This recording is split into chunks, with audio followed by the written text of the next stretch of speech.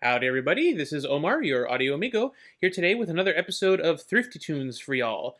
We're going to do back-to-back affordable sets here. We had the DC02/Solo, and today it's time for an IEM from a company that I had never heard of until they reached out. This is the Qingluan Z4 from audio brand Zhulinniao. Their Z4 is their top-of-the-range model. It features a diamond-like carbon diaphragm single dynamic driver, priced at $45 for the set. In their messages to me, they build this as a sort of competitor to the EW300, but from reading what some people say about this online, it appears to be more of a EA500/EW200 competitor. So with that context, let's see how this thing stacks up. Quick disclaimer as usual, this particular unit of the Z4 was sent to me by Zhulinniao themselves for review. I am not being paid for this review, but because I could turn around and sell this set if I wanted to, I have gone ahead and activated the paid promotion feature here on YouTube. I do these disclaimers and activate that feature because I believe in full transparency when there's potential bias besides my own personal tastes at play. Thank you so much to Zhulinniao for sending this out. I really appreciate it, and thank you all for your support. So we'll start with the unboxing experience, and if you haven't seen that yet, I recommend you go watch it because it's actually pretty special. It's, in my opinion, the best unboxing experience under 50 bucks, and it's one of the nicest things about this set.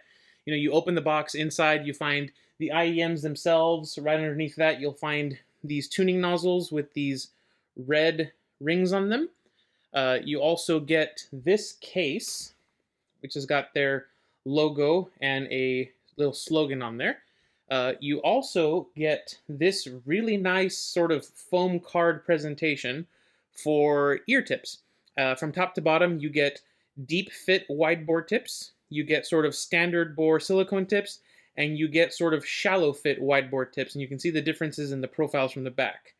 And yeah, they're labeled with, you know, how they affect the sound, but had to use Google Translate for that. So hopefully at some point for NA units, they'll do the translation for those. They even include a set of cards in the opening door here, which tells you what the nozzles do, these ones versus these ones, what each of the ear tips do. It's a really premium unboxing experience overall. Speaking about the case, this case is not my favorite.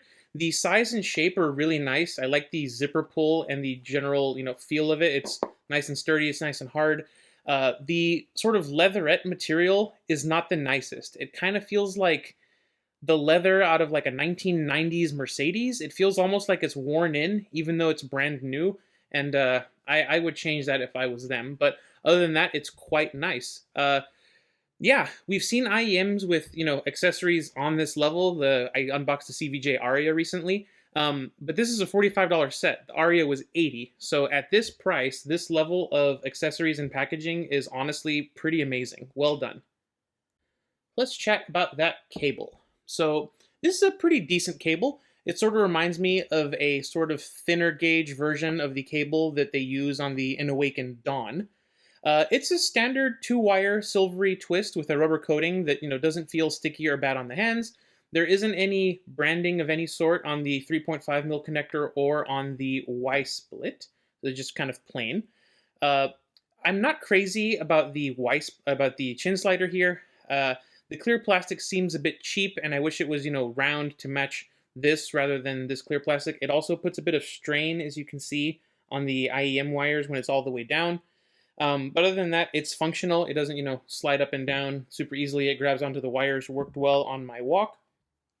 The 2-pin connectors here don't have any clear stereo right and left marking on them, but they do the classic raised letters on clear plastic, which makes it a bit difficult to see, but it's overall not bad. They don't have metal sleeves on them. They do look nice though. They are bent to, as you can see, quite a tight radius. Which will affect comfort. We'll talk about that a little later on.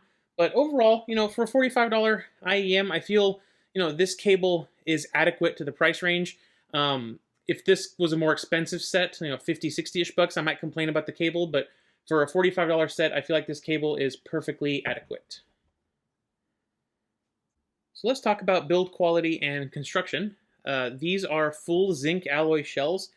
They don't say whether or not these are machined or cast, but judging from the finish on them, I would say these are most likely cast.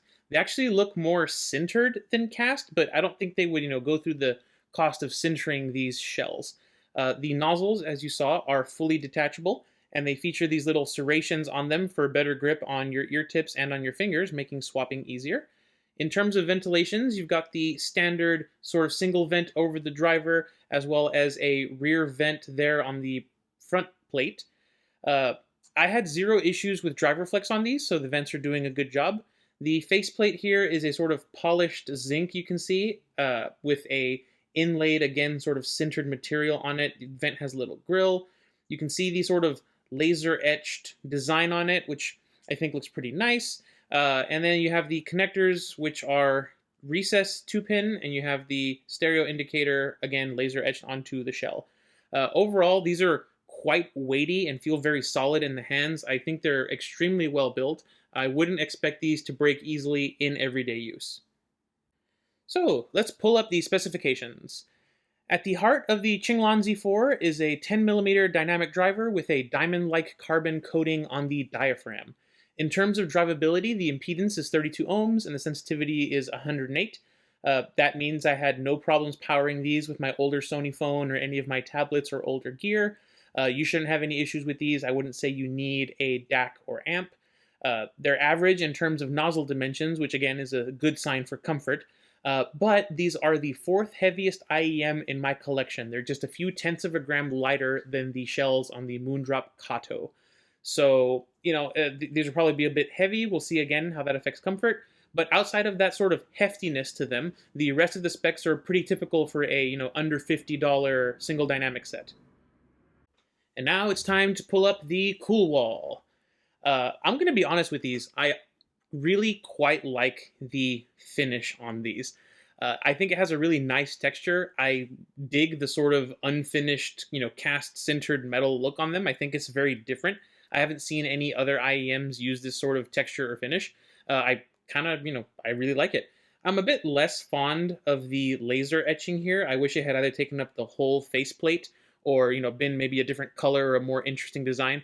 But I still think these are overall really interesting shells. The shape, I think, is also rather unique. In a sea of like bean or leaf-shaped IEMs, this is sort of like a elongated teardrop. I kind of like it, and because of that, I'm going to put it in cool. I think it's different from most other things in the price range. I appreciate the good design and the interesting finish on it. That being said, I don't know how that rough finish is going to fare with the Council of Ladies, but there's only one way to find out, so let's go ahead and get into it. It's looking like a pretty bad showing. We've got 3 mehs and 2 no's when it comes to if these are pretty or not. And yep, that essentially guarantees there will be no compliments here. So, not a single compliment. Let's finally move on to their thoughts real quick. I knew this texture would bother at least one of the ladies. One of them wishes the etching was larger, and they're not a fan of the design, which is a shame. I like these, but, they know more about fashion than I do, and, most of my love for these comes from the way the metal looks, so, yeah. Moving on to comfort. These were a little bit tricky for me. The nozzles, the weight, and the radius on the cable weren't really an issue for me, but they sort of combined to kind of create a slight problem. I was still able to wear these for a long period of time, but they had a slight annoyance. With the ear tips sitting in my ears, okay, I had a good seal, and it was relatively comfortable, okay? But whenever my head would move, or I would, turn from side to side, it felt like the IEM was going to fall out of my ears. Now, they never did, and I never actually lost the seal, so points for that. But, like I said, you have me holding it from the side profile here. If you have the tip here, and that's inserted into your ear canal, cables coming out of here, that's a very tall, sort of top-heavy design, and it creates a bit of a pivot point, and the top heavy part of the shell is going to want to pull down this way out of your ears. Again, that never happened to me, but that top heavy, teardrop design that is designed to be sort of vertical in your ears does make them feel like they're going to slowly fall sideways and wiggle free. That never happened for me, but it did happen to my wife, and it's the main reason why these ended up failing the tiny ears test. That top heavy nature combined with the very small radius on the ear hooks meant that the weight wasn't properly supported, and they wiggled free for her with even slight movement. So if you've got smaller ears or you don't vibe well with heavier IEMs, I would not go for these. But enough about comfort, let's go ahead and get into the sound. So starting off with bass, the bass on the Z4 here is what I would describe as accurate. There isn't a real boost or emphasis down here, but the sub-bass extension is nice and solid, and the driver does a good job at resolving low-frequency drops or events. All of the low drops in Psychic Type's Victory Road remix are replayed well, and some of the mid-bass drops have kind of a decent wobble to them. There's a teensy bit of a mid-bass boost that I feel works well to accentuate that sort of accurate bass presentation I was talking about. It lends the range some body that I think it needs. The deep bass drums at the beginning of Howard Shore's Khazad Dum from the soundtrack to The Fellowship of the Ring are very present in the mix. And although they might not match the sort of thumping presence that they can have in like a home theater or the cinema with dedicated subwoofers, the drums never felt lacking. They were sort of always in the mix there, giving the heartbeat to the song. The bass overall, you can tell, is not the focus of this tuning, but I feel like the driver does a good job down here and it doesn't get overwhelmed by the bass.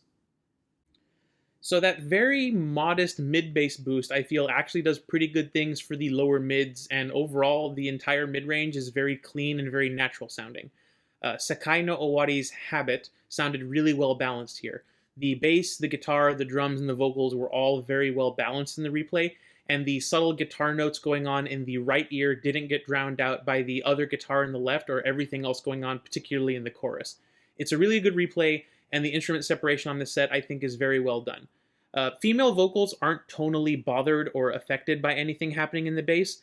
Reba McEntire's voice in The Night the Lights Went Out in Georgia is not tonally affected in any way, at least to my ears. Her sort of intense delivery with the changing vocal range I felt was replayed very well. The vocals also didn't take away from the instrumentation behind her voice, which I thought was nice. Overall, the mids are very clean, this is well resolving, and it's a very well executed mid-range on this set. Next up, we have the upper mids and treble, and yet again, we have some tuning nozzles that come into play here, these ones with the red O-rings.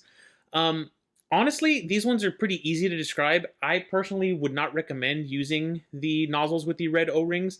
They cut the bass, removing that sort of mid-bass boost that I feel is needed, and they boost the upper mids as well as some parts of the treble, making this IEM a bit shouty and a little bit too sharp in my opinion. If you're a fan of the shout, if you like that sort of unnatural forward vocal tonality with sharp harmonics, go for it. But I personally would recommend that you keep the white O-ring nozzles on this set. They're less shouty, less fatiguing, and in my opinion, with the extra mid-bass, a bit more balanced. In terms of overall female vocal harmonics, this set has them a bit more forward and prominent than what I would consider natural. But again, lots of people like this, bonus emphasis. Sumire Uesaka's Car Wash Girl, for example, has some of that whisper singing going on, and it becomes more prominent, and I think it kind of works in the replay, honestly. It sounds nice. Percussion harmonics are a little bit hot, but they're not zingy or piercing or sharp. You do want to be careful with volume on this set. This is another set like the CCZ Solo that can cause what I called, slow fatigue. After 20-30 minutes, if you're not careful, I was listening to Pink Floyd's Comfortably Numb. If it's at the beginning of your listening session, it's going to sound fantastic. Those cymbals and hi-hats will have nice sparkle. But if you're listening to it after about 30 minutes of moderate volume listening, those same peisty cymbals that Nick Mason is wailing on can sound a bit more tiring than they did at the start of the session. But that, like I said, can be very easily solved with volume discipline. As far as technicalities go, this set passes the Black Cow echo test, but you have to be listening for it. Otherwise, it's just sort of barely there. I would like it if it had a bit more energy, but the resolution of the echo, once you hear it, is honestly fine. You get the details that you need. In the mids and highs, as I mentioned, the resolution here is really well done. And you know what? Let's listen to the rest of Black Cow, not just the first 10 seconds. You hear lots of subtle differences in the way the cymbals are hit, the way that the horns are muted at the end of notes, the breathy backing vocals, the guitars, the way the strings ring, the plucks, the releases. They're all resolved very well here. In my opinion, this set offers really great technicalities for the price. I think it exceeds the technical performance on the EW200, but doesn't quite reach the EA500LM, which we'll talk about in a minute. I think this is an absolutely fantastic driver for $45. As far as stereo separation goes, Acoustic guitars sound really great on this set, so I wanted to hear basically all of Friday Night in San Francisco. Mediterranean Sundance sounded really nice here. Paco and Al sound, kind of like they did on the stage. One in each ear, crowd in the middle, no claustrophobic sound whatsoever.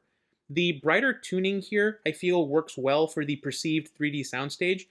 It does not hold back well-mastered tracks at all. Oscar Peterson's rendition of Night Train has a good sense of space in it. The bass is behind you to the left, the drums off to the right, the piano sort of dead center right in front of you. The perceived 3D soundstage on this set, I feel, is right in line with what I would expect of IEMs at this price range, and the stereo separation is good as well. Okay, so time for some comparisons. The Qingluan Z4, or songbird as I like to call it, since I believe it's a type of bamboo forest bird, is a nice, straight-up, bright-sounding IEM. And I'm going to be comparing it to some brighter V-shaped IEMs, but as you'll see, this won't have the bass to match the tuning on those perfectly. This also has enough of a treble boost and enough upper mids energy to where I don't consider this neutral, so it doesn't really sound like the Hexas or the Star City 5 Pro. Those will have more bass and a bit less treble and upper mids in this. It's also not bassy enough to be a regular V-shape like the Truthier Zero or the 7Hz Sonus, and it's definitely not warm and old school like the Tengzhou Fudu or the Tri Draco. So now that we know what it doesn't sound like, let's start the comparisons. We'll start off with the SIMGOT EW200 priced at $40 US. I already mentioned that the tuning on these two is not a perfect match by any means. The EW200 has much more emphasized bass response, so it will punch and rumble better than the Z4 can. The Maze is also a bit more vocal forward, while also being a bit more relaxed in the treble compared to the Z4. Right off the bat, I'll say if you found the EW200 fatiguing, you will find the Z4 fatiguing for sure. I think the driver in the Z4 is actually excellent, and if what you're after is pure detail retrieval, I feel like the Z4 outperforms the EW200 in terms of pure upper end detail, and also comes with a much better overall accessories package for $5 more. So next up, I have a pair of IEMs. Both of these are $50. I have the Tengzhou Yuhuanji, there we go, at $50. And I have the Canera Celeste IgniteX Beast here, also $50. And I put these together because I feel like they compare very similarly to the Z4. Like the EW200, both of these are what I would describe as a bassier and calmer version of the Z4. So you'll get more punch, more thump, more rumble in the bass, and a bit more of a relaxing sound in the treble compared to the Z4. Both of these sets have more forward vocals than the Z4, which I think is balanced out by more natural vocal harmonics. If you're looking for more forward vocal harmonics, the Z4 is going to be what you're looking for. Both of these are more natural in terms of harmonics. I feel like both of these sets also lose out by just a bit to the Z4 in terms of overall detail and resolution, but it's probably more because of the tuning than the overall driver quality, at least I feel in this case, not really sure. Overall, again, these two are quite different to the Z4. I just wanted to, feature these since they're also bright sets in this price range. Next up, we have the venerable EA500 LM, priced at $90, which is actually double the price of the Z4. Put it over here next to its SIMGOT brothers. So, the 500 LM is the first IEM to get a straight-up win over the Z4 in terms of technical ability and resolving ability and, overall detail. Depending on which nozzles you have equipped, the 500 LM will either be equal in treble energy to the Z4, if you're using the gold nozzles, or it will have overall more treble energy than the Z4, those with the silver nozzles with the black rings around them. Like the rest of the IEMs we've seen here today, the 500 LM also has a thumpier, rumblier bass than the Z4, which, like everything else, makes it a bit more of a bright V-shape as opposed to a straight-up, bright-sounding set. I will say that even though the EA500 LM costs twice as much as the Z4 still comes with more options for ear tips, although I do prefer the leatherette material on the case for the 500 LM versus the material for the case on the Z4. And finally, we have something that makes me personally very happy. You've seen the box sitting in the background, so you know what's coming. It's the CVJ X Angel Ears Yukimi, priced at $210.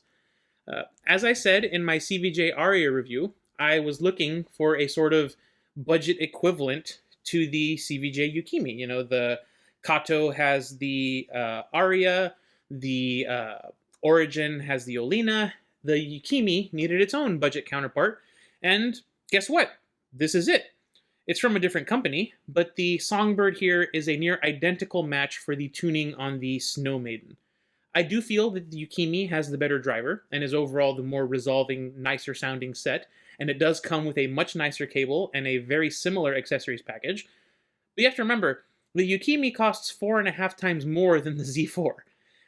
So I would say if you watched my Yukimi video and said, man, I really want that kind of sound, but I don't have $200 to spend on it, I present to you the Qingluan Z4, the perfect little baby Yukimi for you. So, quick summary of things. Nothing on the table here is a strict match for the tuning on the Z4 besides the Yukimi. The 200 Maze, the 500 LM, the Yuhuangji, and the IgniteX Beast are more bright V-shape than straight up bright like these two. Whether it's because of the tuning or because of the driver, like I said, I feel like in terms of treble detail and resolving power, the Z4 is ahead of everybody here except for the Yukimi and the 500 LM. And again, speaking of the Yukimi, yeah, this is basically a baby sort of mini Yukimi for, like I said, 1/4 the price, something around there. So if you've been wanting to try out the sort of ever so slightly bass boosted ever so slightly bass boosted bright tuning on the Snow Maiden, grab the Z4, see if you like it. Okay, so with everybody else out of the way, let's see how the Qingluan Z4 measures up on the AudioAmigo Arbitrary rating scale. At $45, this set sounds and performs more like a $75 set in terms of pure technical ability. The included accessories are also very good overall. You get 3 different sets of ear tips, as well as tuning nozzles and a case. I do wish that the leather on the case was a little nicer, and while I personally don't like the other nozzles, I know others will. The overall tuning here isn't exactly my cup of tea, but I can appreciate it. I like that the mids aren't recessed. They're very detailed and they still have, a richness to them. And I like that there is at least some of that mid-bass presence going on. The treble performance here will be divisive. Some people will absolutely love it. Others will call it fatiguing. Me personally, I land somewhere in the middle. I can listen to this for a nice long periods of time so long as it's at low volume. At moderate volume, no problems as long as I'm careful or I'm limiting my time. Comfort-wise, again, these aren't the greatest. I personally kept feeling like they were slipping out of my ears, even if they weren't, and I didn't lose a seal. But again, they did fail the tiny ears test. The top-heavy nature of the shell combined with the weight overall just didn't mean that they were super comfortable for her. Overall, I like these. They were a nice surprise from a company I've never heard of before. I'm going to end up putting these in But I Like This. Again, the tuning won't be for everybody, but there are folks who will love it, and I think this is an excellent price to pay for that sort of accessories, tuning, and quality. Again, the fit is a problem, but that and the polarizing treble are why this is in But I Like This rather than This is Brilliant. So, the Songbird, the Zhulinniao Qingluan Z4. Does it get a recommendation? Yes, it does, but not to everyone. Right off the bat, this set is not for people who want a warmer, bassier, thumpier sound. It's also not for people who are treble sensitive or who prefer a more laid-back treble listening experience. This also isn't for people with smaller ears. The weight and the design are kind of a problem there. But if you're looking for a truly bright IEM with excellent build quality and technical performance that, in my opinion, punches a bit above its weight class, then this is a great option. It's also a great choice if you're new to the hobby, you want a bright sounding set, and you're looking for sort of a kit that comes with everything you need. Tips, case, cable, nozzles. Finally, if you're rocking something like the 7Hz Zero and you're ready to move up and get an upgrade, and you like the sort of brighter sound of the Zero, but maybe you don't have the cash to upgrade to something in the $75, $80 price class. I think that this is actually an excellent choice for a more budget-oriented upgrade from something like the 7Hz Zero. But that's going to do it for this one. Again, I was pleasantly surprised by this set. I can see why other people refer to it as sort of a sleeper pick within the hobby. Honestly, big thanks to Zhulinniao for sending this out. I really appreciate it. But yeah, that's going to do it for me. I appreciate all of your continued support. Thank you all so much for watching. This has been Omar with Audio Amigo Reviews, and I will catch you all next time.